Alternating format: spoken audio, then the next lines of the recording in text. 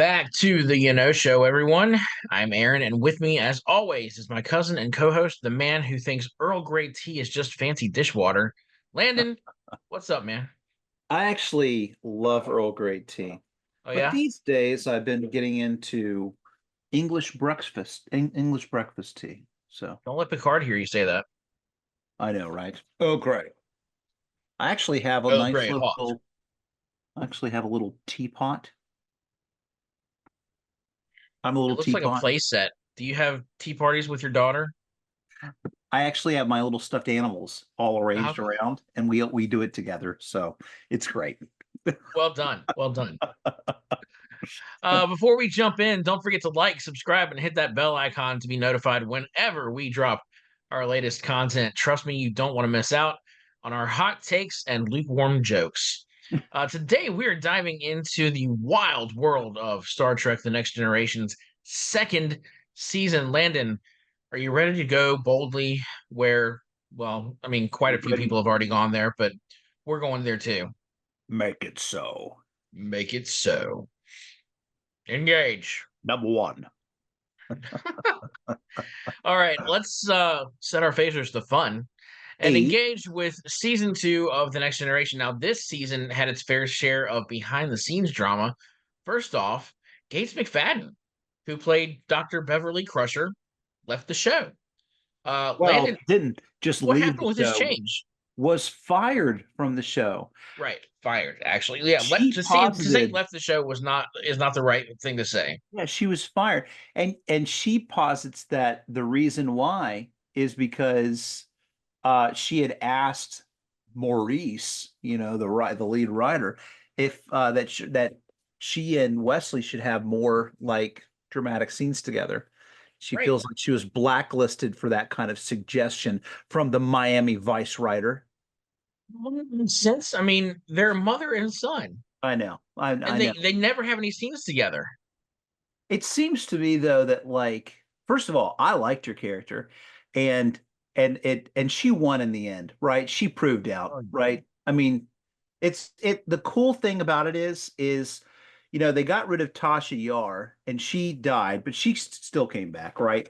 But it Roddenberry, it would seem, intentionally left it open because I think he liked her character. And I think although he acquiesced to the situation, especially probably because of all the writer's strike stuff going on, he was kind of just like, do what you got to do. But I think he left it open because he wanted her to come back eventually. that we had she had an issue with wound up leaving after that season too. So Right, right, right. it made more sense. It made sense for her to come back because I don't think and here we're going to talk about Diana Muldaur, who played Catherine Pulaski, the new Doctor. They brought her in, and I don't think she was a big hit. Uh, it's almost like they tried to make Bones. a female version of Bones. Yeah, yeah. Just let's see how because she didn't like the transporter thing. I mean, Right. that's automatically that she had the same kind of attitude. Uh, You know the my biggest problem problem with with that her, though? Yeah, it uh, was probably the same thing you're going to say. You go ahead. What were you my going to say? biggest problem with her was mispronouncing Data's name Oh, and yeah, not caring. yeah. Like she would call him Data, Data, data, and he's data. like, "That's not my name." Yeah. And she's like, "What's the difference? One is my name and one isn't." Yeah, one of the things that made Bones' character was him and Spock's dynamic. You know what I Right. mean? That was one of the things. And I don't think that you could pull it off because Data is sure a Spock-esque kind of character, but not really of that caliber. When we look at Spock, we see Spock as an authority. We see him as knowledgeable, knows what he's doing, sure, learning the ways of human, confused often, but certainly someone who comes off as an intellectual authority. You look at Data, and Data is, while he is learning to have human emotion, he is very much an adolescent of that kind of stuff, always learning, always seeking to understand, not rigid and stoic, but wanting to express things. And so it's like you're not getting that you would have. You know what I'm Yeah, saying? you don't have the same kind of shakeup that you do with Bones and Spock. And you're right that that's call them a trinity if you want to Kirk, Spock, and McCoy. You know, you've got the three of them, uh, where Spock is your pure logic, Bones is your pure emotion, and then Kirk is the guy who is in the middle. He's the tie that binds, Yeah. and you know it worked. But to bring in this character to try and introduce that same kind of mentality you had with the original Doctor, it just doesn't work. She's like It's an like going English into your teacher. favorite restaurant and you say, "Hey, I want to get a Coke," but they bring you Pepsi instead. It's just no, no, no, No, thanks. they I bring would. you a diet Pepsi instead. That's what they bring you. You know, it's not enough that It's they brought you a fresca. Pepsi. I don't want to hate on her because it's just the character didn't work. Bones wouldn't work on his own. You know what I mean? I think that she, you know, for what they did and what they were, you know, kind of forced to do with. I mean, obviously, you have to have a doctor on the ship, so you have to bring somebody in. And you had this season where it's the 1988 Writers Guild of America strike, Right. so you're missing some key components in how you're telling some of these stories. Yeah. So it's like, well, what, you know, we're gonna do the best we can with what we got.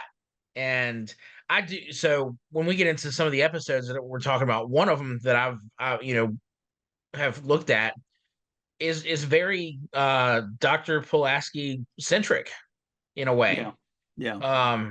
But you know, it nothing against her as an actress. I think she No, no, did a no. fine job with what she had. But Right. you know, when you look at the dynamic of the next generation cast, you don't think about Dr. Pulaski. It's like season two is that forgotten season, and it's like, all right, we With a had couple of Dr. Crusher, we exceptions. lost her for a little bit, but we Right. bring her back, and now everything's okay again. But I will say that this season did get establish a better footing, you know, for character development. One of the things that's been said is a criticism about character development, but to me, like I think that it progressed Picard along. I think it progressed Data along. Data had a lot of cool episodes, especially Measure of a Man.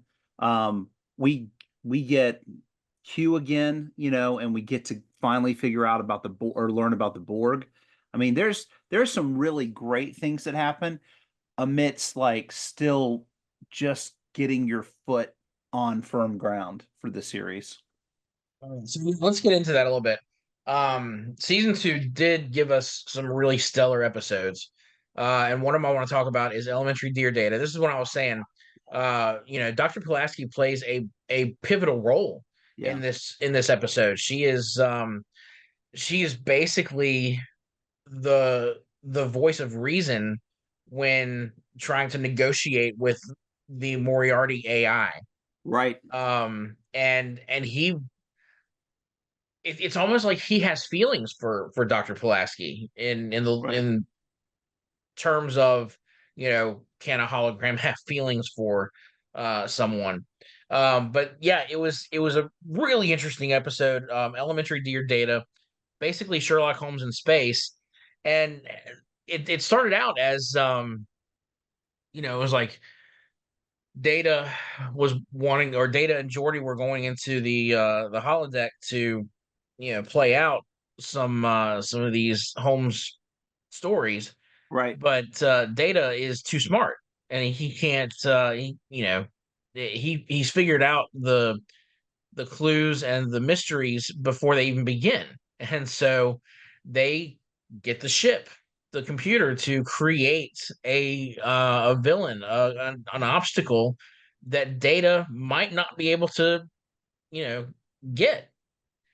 And so that's how you get this self-aware version of Moriarty on the holodeck who understands that he's not real, but he wants to be real. Yeah. It's really interesting.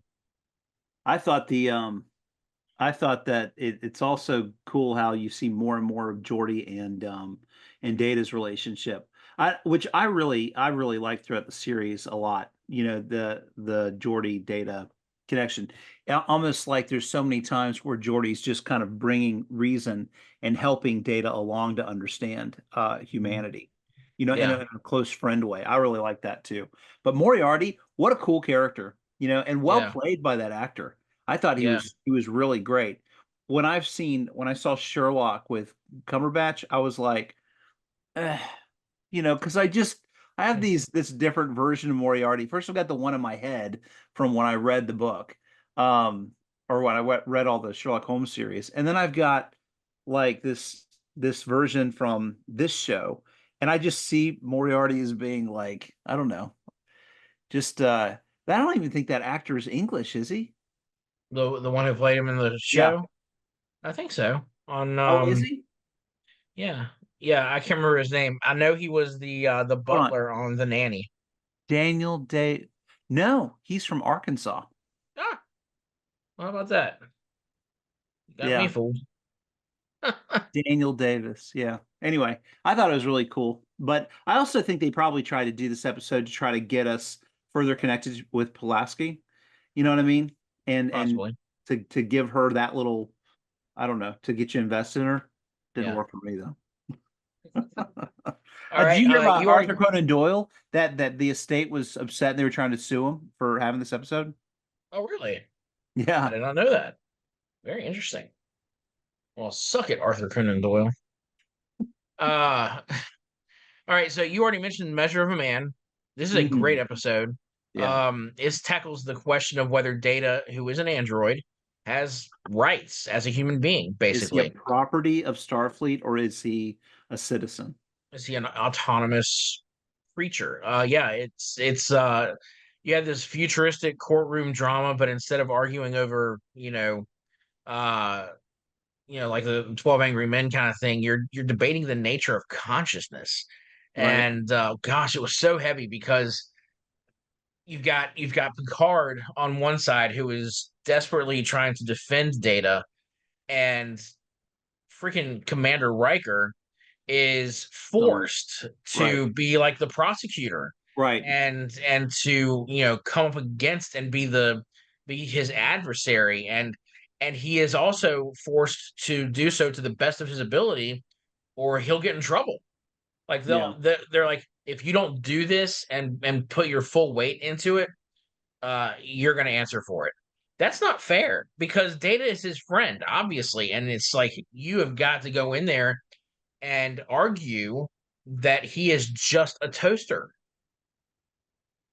I mean, it's Yeah. crazy. I thought it was really a good episode. There are a few things too. One of the things I wanted to talk about on our episode here was just the introduction of Whoopi Goldberg, who is Guinan, who's one of my favorite characters in Star Trek show, overall. I'd only Yeah. seen Whoopi Goldberg in, let's see, Jumpin' Jack Flash, I think it was. And then Before this, uh-huh. Well, or around this, I think like around that time. Because that's when I would have seen it like in that early time. And then Sister Act came after, or was it before? no, Sister Act would have been, After, right? yeah, Yeah, early 90s. yeah.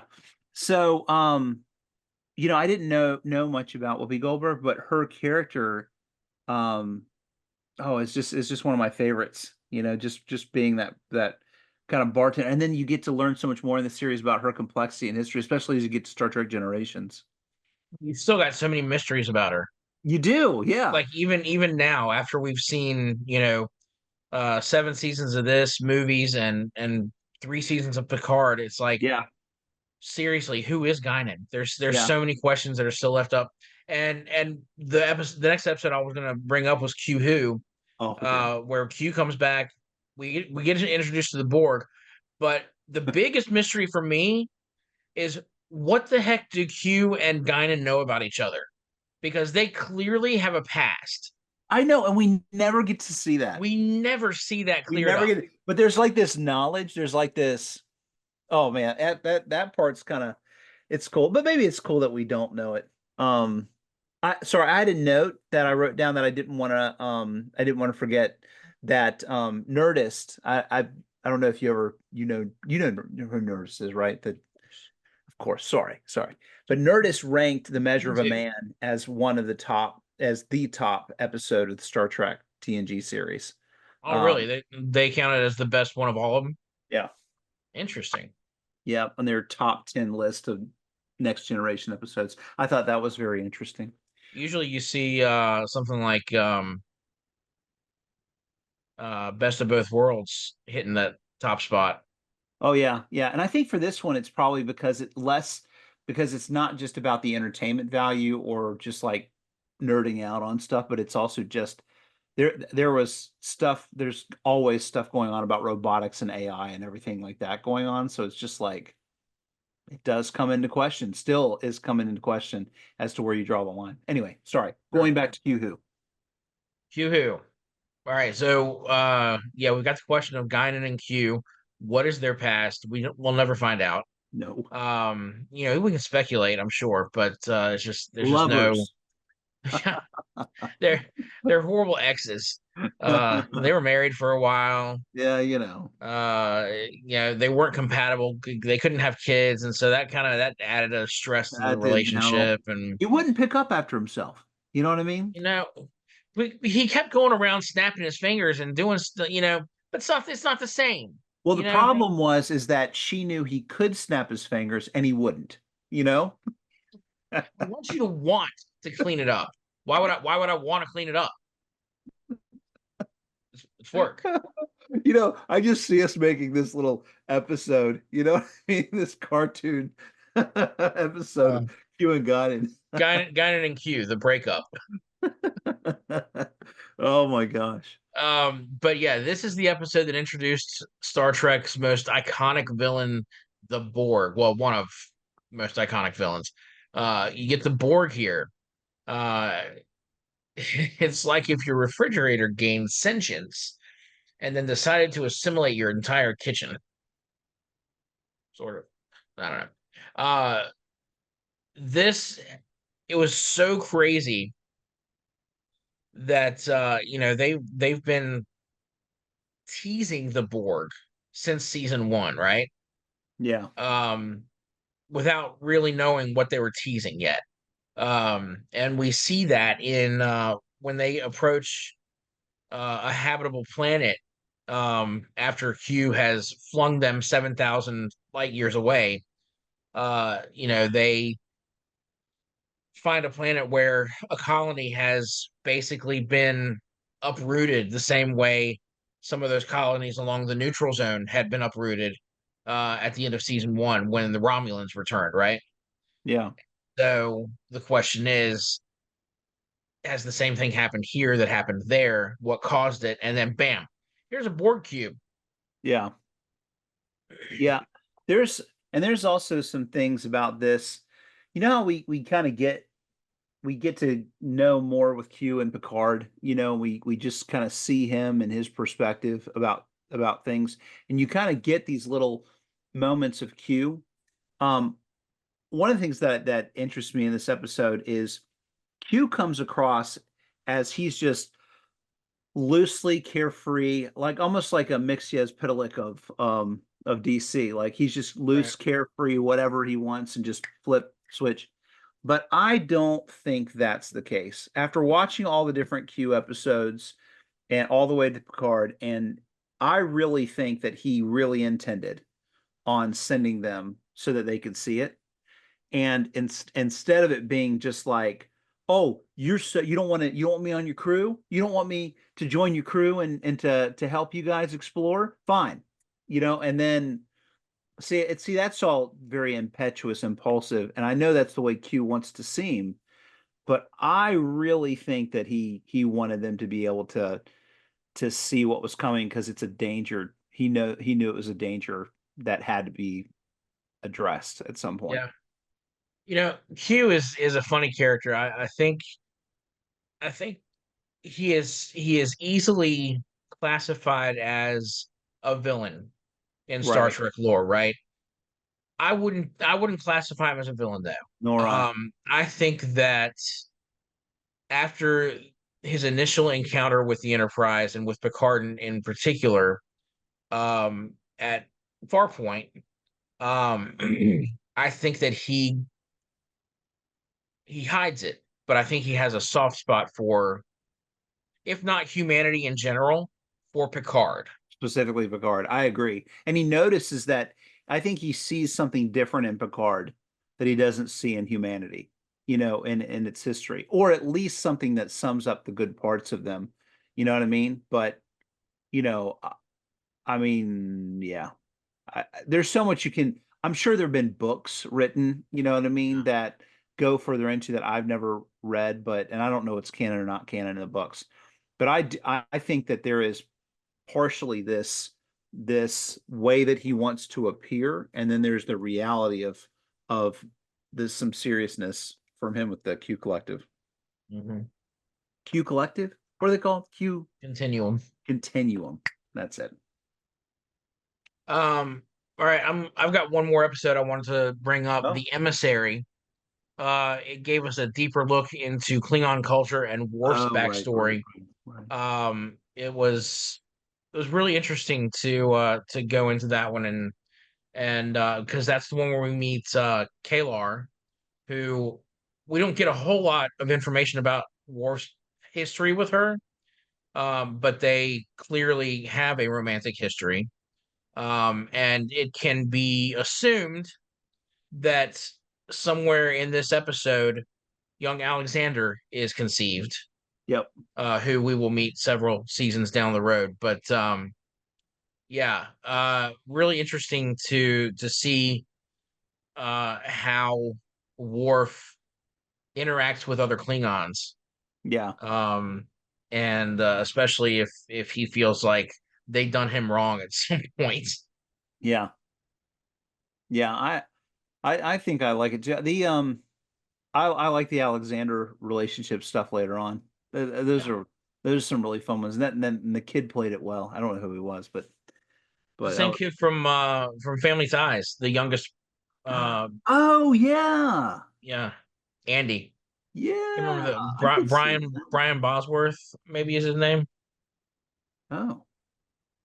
Uh, but yeah, are there any other episodes from the second season that I've missed out on? Those were the only two. Oh, those were four that really stood out to me. There were less, but not that many less. It was 22 episodes in that season. I don't feel like this one didn't really end. You had the episode that Commander Riker was poisoned, Yeah, that season but finale was weak. It was a yeah, clip that's show. what I thought. It was just It it was was just a normal show. it was just a clip show where they were showing, like, because again, the writer strike, they did what they had to, and they didn't have a full episode to put together. Yeah. So they were just like, let's just throw this together, and we'll use all these clips from the previous 40 some odd episodes from the first two seasons, and that'll be that. And it wouldn't be fair as Superman fans that you and I are, not to mention that Terry Hatcher got to come to the Star Trek world in this season. So that was nice as well. Right. But She this was is right before Lois and like an Clark. ensign, right? Yeah, something like that. Yeah. It's forgettable. And wound up being seduced by the one of the guy that came on board. Um gosh, whatever. Yeah. All right. Let's warp into some current Star Trek news. Landon, are you ready? Are you ready? Let's go. I'm ready. Pop culture pulse. Here we go. The final season of Lower Decks is set to begin on October 24th on Paramount Plus. Uh, I'm not ready to say goodbye to this show. It's the fifth season, and for whatever reason, they've decided to cancel it after this season. I'm not happy. It's I'm because not Jack happy. Quaid's getting too popular. He's too popular. I Yeah, love everything he does. he's voicing Superman. He's voicing Boimler. He's showing up in live action on Strange New Worlds, and then he's the on the Boys. Of course, that one's coming in to an end too Yeah. after the next season. So Yeah. he's got all this stuff going on. But what's going to happen? He's got two shows that are just gone. I Oh, mean, I'm sure he'll fill in the time. he's going to have to ask his mom and dad for some advice, I guess. I don't know that Um, he should ask his mom and dad about advice of what to do when you stop having things to do. You know, right? Yeah, yeah. because Hey, 'Cause mom, dad, what did you do in the 80s that yeah. made you guys so popular? Because that's what I want to do. I I don't want wouldn't to be you ask guys them when now. yeah, yeah. Don't ask them what they did when they were in their 40s. When they're Right, 40, yeah. that's not a good time. When we get to the turn of the millennium, let's pretend like something else is going on. She's like, "I was Um, raising you," you know? just right. Hey, we had kids, and we were thankful for you guys. And for all you Strange New Worlds fans out there, season 3 will be hitting Paramount Plus sometime in 2025. I feel like that's such a long wait. But I'm sure when it arrives, it'll be amazing. Yep. Landon, any pop culture thoughts? Now for Star Trek, you got them all. Okay. And I feel like we've repeated that because we just talked about Star Trek a few weeks ago, and Yeah. but again, I am highly anticipating Lower Decks coming back in October. And until then, I'm gonna keep on watching these reruns because it's fun. It's exciting. Okay, let's enter our recommendation corner. Uh, you got anything that you've been enjoying lately you want to share with our folks at home?